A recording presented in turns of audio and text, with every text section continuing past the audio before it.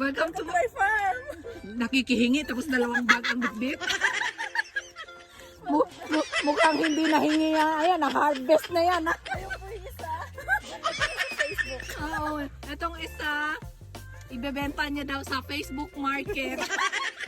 Hihingi dito, tapos ibebenta sa Facebook Market. So, ayan. So, kung nakikita nyo, ang dami naming tanim dito sa aming farm. So, ito yung mga bunga, sobrang tamis nito, guys. Ito yung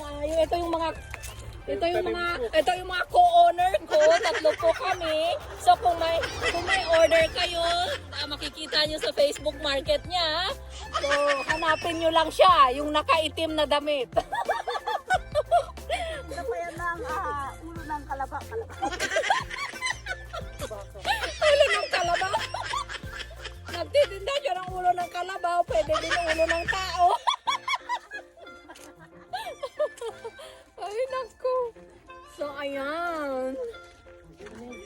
Ayan, ang dami. Ang dami. Ito yung favorite namin kasi sobrang tamis. Oh, ayan.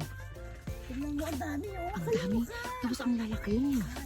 Oh my God, babas. Ayan, ang mata. Okay, asan na yung magandang taga-harvest? Oh, ayan. The bigger, the better. You feel full, ha? You feel very, very full. Ano yun? Full in tummy. Dami. Bahala ka na kung anong isipin mo. That's your problem. You just add meats or sardinas, you're good to go. You're good to go. Yay! Calamansi. Look at guys. Look at Variegated calamansi. Look at. for sale. For sale. For sale. $1 per piece. $1 per piece. If with model, Wait, may is bidding tayo. Calamansi ba to? May bidding if with model. Shh, it's calamansi. Oh yeah. My God. Guys, look. Look guys, it's sour. Oh, wow. That's amazing. Akala ko bulak lang, dinaanan lang natin to. Ito rin calamansi.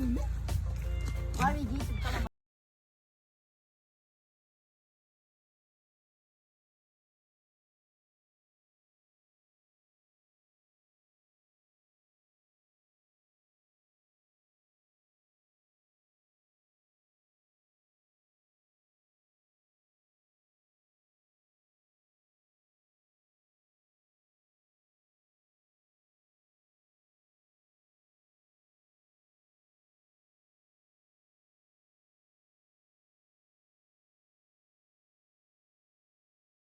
No!